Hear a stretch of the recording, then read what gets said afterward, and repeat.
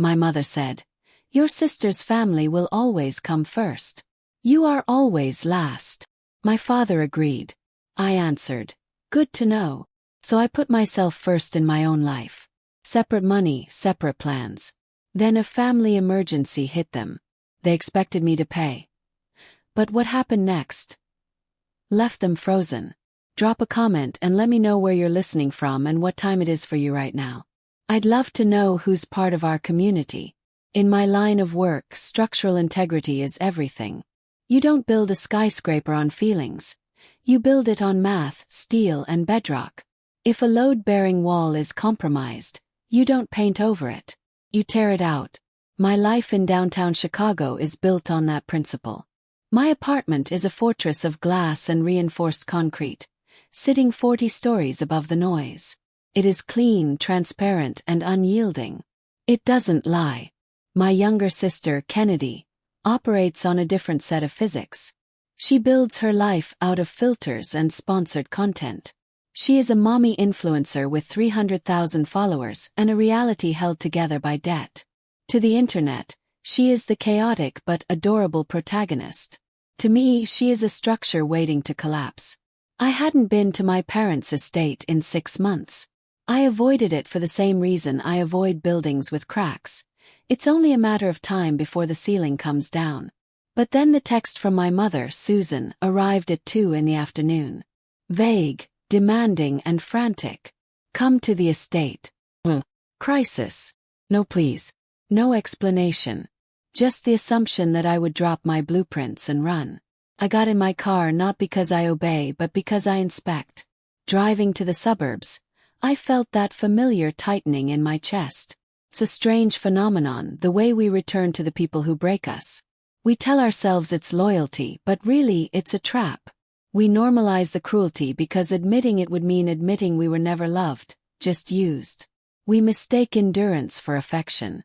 But endurance isn't a virtue when you're standing in a burning building. It's just a refusal to leave. Pulled into the driveway. From the street, the Victorian estate looked magnificent. Turrets, a wraparound porch, a manicured lawn. But I knew the roof had a slow leak they'd been ignoring for a decade. I knew the basement smelled of mold. It was a beautiful facade rotting from the inside out. A perfect metaphor for the people waiting inside. I walked through the front door into the heavy, stale air. They were waiting in the formal living room, arranged like a tribunal. My father, Kevin, sat in his leather armchair, looking grave. My mother, Susan, was perched on the edge of the velvet sofa, hands clasped white-knuckled. And Kennedy was curled in the corner, wrapped in a cashmere blanket, looking small and staged. Sit down, Luciana, my mother commanded. I remained standing. I have a site visit in 2 hours. What is the crisis? My father sighed theatrically. Your sister is in trouble. Serious trouble. And as a family, we need to fix it. She's being sued, my mother added, her voice rising. And the IRS is involved. It's a misunderstanding, a clerical error. But they are freezing her accounts. I looked at Kennedy. She refused to meet my eyes. How much? My father cleared his throat. It's complicated. In architecture, complications are just math we haven't done yet, I said flatly. Give me the number. $148,000, Kennedy whispered. The room went silent. 148,000. That wasn't a clerical error. That was catastrophic negligence. Break it down, I said. Kennedy looked up, eyes wet with practiced tears. 60,000 in back taxes. I didn't know I had to file quarterly. 40,000 on credit cards for production costs, trips, wardrobe, staging. You have to spend money to make money, Luciana. And the rest? A settlement, my father muttered. Copyright infringement. I used a song, Kennedy sobbed. Just a song in a few reels. Now they want 48,000 to settle or they'll sue for triple. They weren't asking for advice. They were looking at me with terrifying expectancy. We don't have that kind of liquidity, my mother drilled into me. The estate is tied up. But you do. Me. Your firm, she said, as if it were a communal jar. We know you have assets. We need you to liquidate some holdings. Just a short-term bridge loan to get the liens off Kennedy's accounts. You want me to liquidate my firm's capital, I clarified, to pay for back taxes and theft. It wasn't theft. Kennedy shrieked. It was creative license. Luciana, my father warned. You build skyscrapers for strangers. Why is it so hard for you to build a safety net for your own sister? Are you that cold? And then it clicked.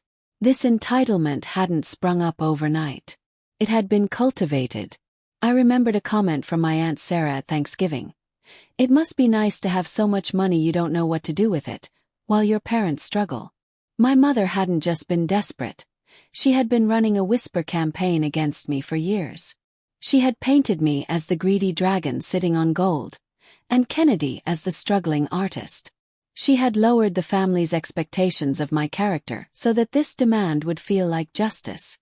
They didn't think they were robbing me. They thought they were collecting a tax I owed them since birth.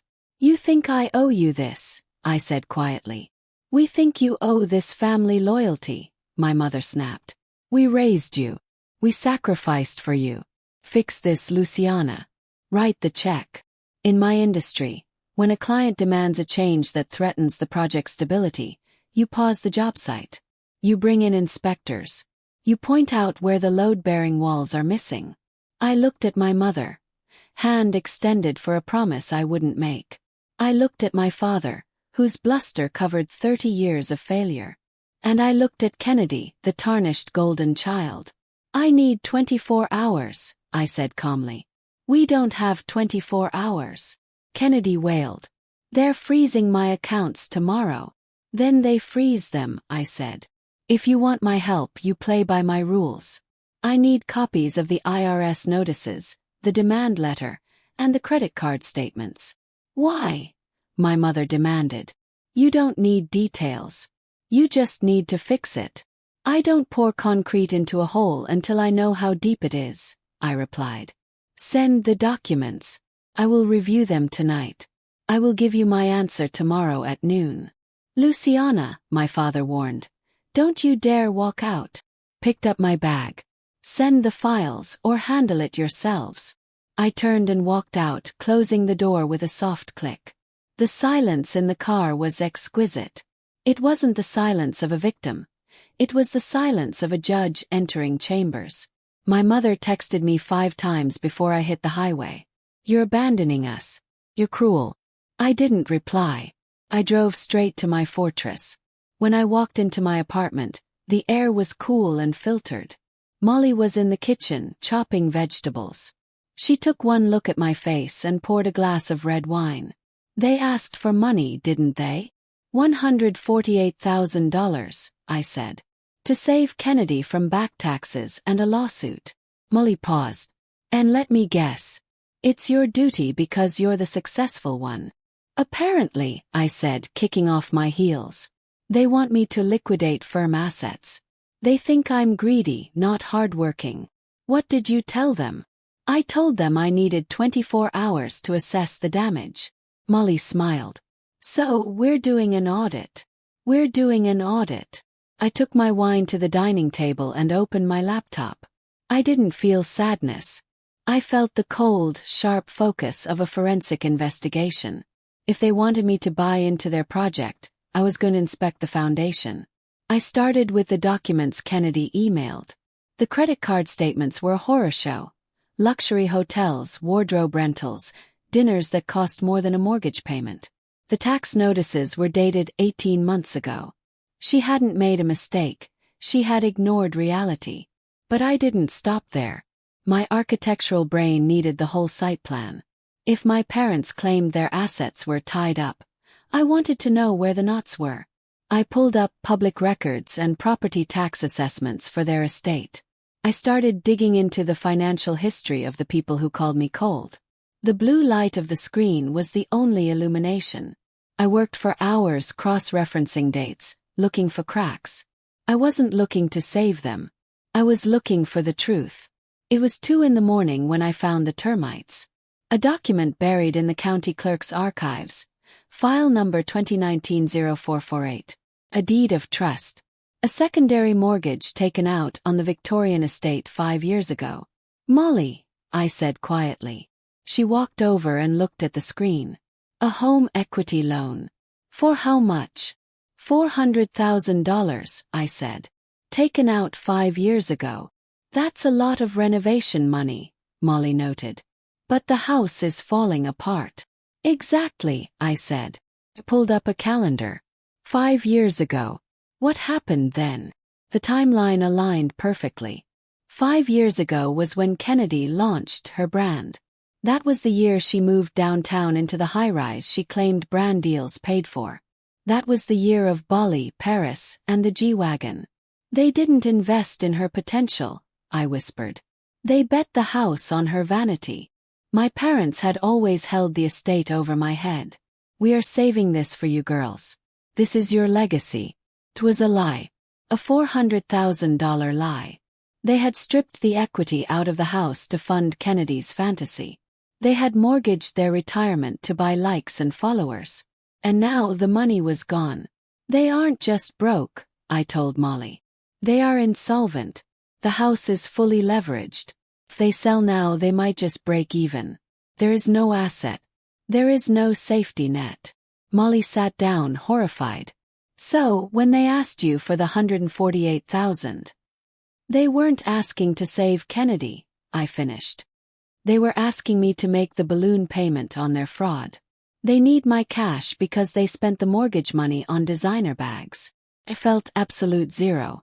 It was the feeling you get when you realize the bridge you're standing on has no supports. They had shamed me for my success while secretly hollowing out the family foundation to feed the golden child. They didn't want a sister. They wanted a bailout for the lie they had told the world. What are you going to do? Molly asked. Close the laptop. I'm going to finish the audit, I said. I'm going to build a timeline of theft. And then I'm going back to the estate. But I'm not bringing a checkbook. I'm bringing a demolition crew. I returned to the estate at 10 minutes to noon. I hired a town car, wanting the physical reminder that my departure was imminent. I carried only my laptop and a small projector. They were waiting in the same room. Kennedy had refreshed her tears. My father stood up, a glimmer of hope in his eyes. Luciana, he said. Thank God. Did you bring the check? Sit down, I said. I set up the projector on the coffee table and aimed it at the wall above the fireplace where the family portrait used to hang. What is this? My mother asked, trembling. We don't have time for a presentation. You have exactly as much time as I give you, I said. Hit a key.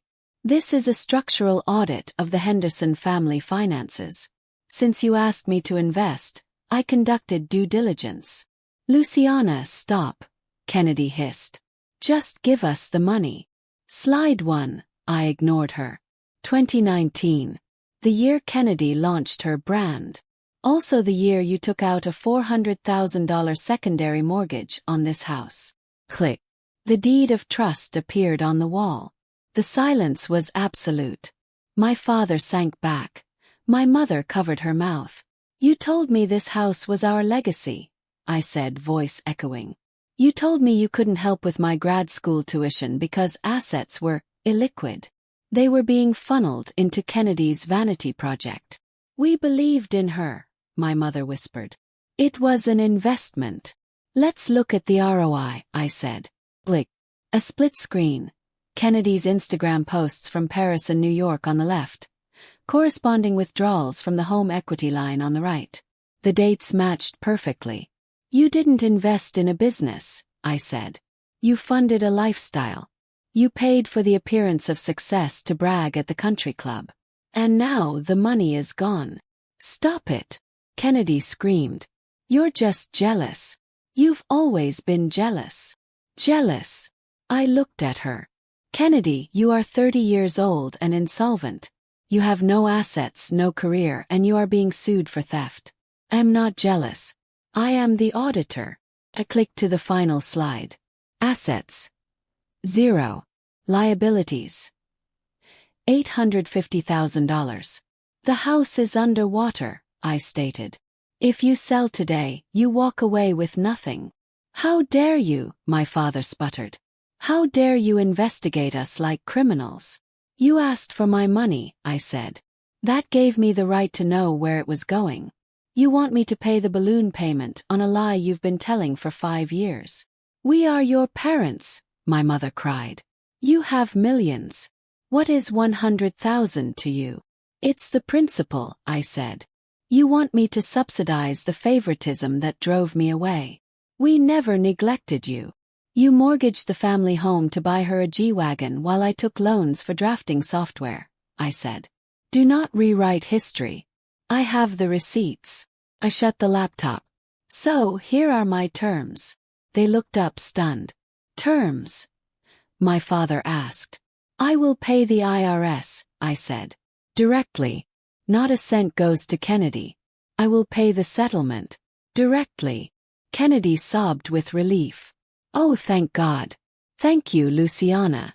Quiet, I snapped. I'm not finished. In exchange, you will sign a contract. The renovation plan. 1. Kennedy deletes her social media accounts. Today. The brand is dead. I can't do that. Kennedy gasped. That's my career.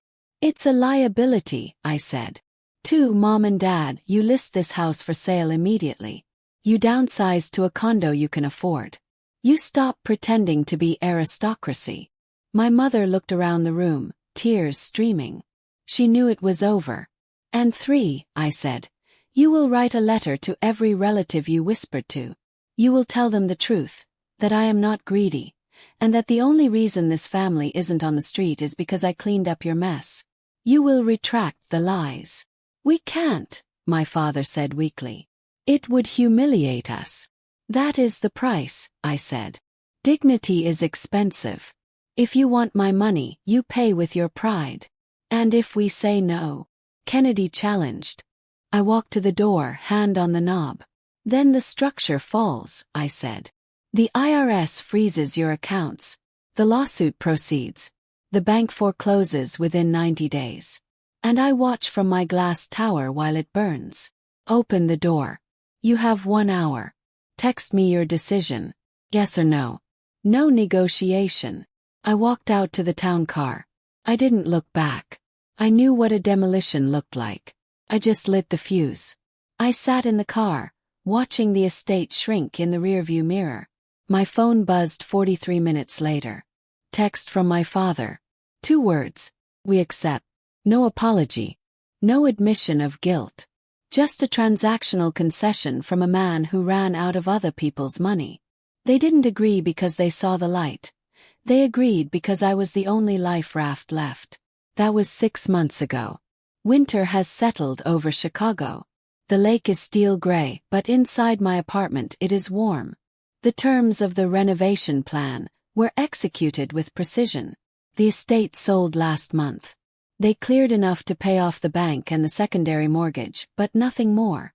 My parents moved into a 2-bedroom condo 40 minutes away. Has no room for pretension. My mother hates it. She calls it the box. I call it living within your means. Kennedy's social media vanished overnight. Search her handle now and you get a 404 error. The silence is jarring. She got a job as a receptionist. It's not glamorous, but for the first time she is earning a real paycheck. Paid the IRS. I paid the settlement. And then I closed the file. Tonight Molly and I stand on the balcony, wrapped in wool coats, watching the city breathe. She hands me wine. Do you miss them? She asks. I think about the years I spent trying to shore up their walls, trying to patch cracks they refuse to see. No, I say. I don't miss the demolition zone. I miss who I thought they were. But I like who I am without them. I realized something during the audit. We think walking away from family is destruction. We think we are breaking the bond. But sometimes the bond is already broken. We are just the only ones brave enough to sweep up the glass. I didn't lose a family. I escaped a collapse. And if you are listening to this right now, if you are the one holding the glue, writing the checks, swallowing the insults because you think that's the price of admission, I am talking to you. To the architects of everyone else's happiness, put down the hammer. You have spent so long building safety nets for people who would watch you fall that you have forgotten to build a floor for yourself. You think your value lies in your utility. You think if you just give a little more, save them one more time, they will finally see a person instead of a resource. They won't. The power of an empty wallet is a delusion, but the power of a boundary is absolute. You are not bad for requiring structural integrity in your relationships. You are not cold for demanding love be more than a transaction. It is time to stop renovating a condemned building. It is time to walk out the door and not look back. It is time to lay your own foundation. Because the view from the fortress you build for yourself, it's beautiful,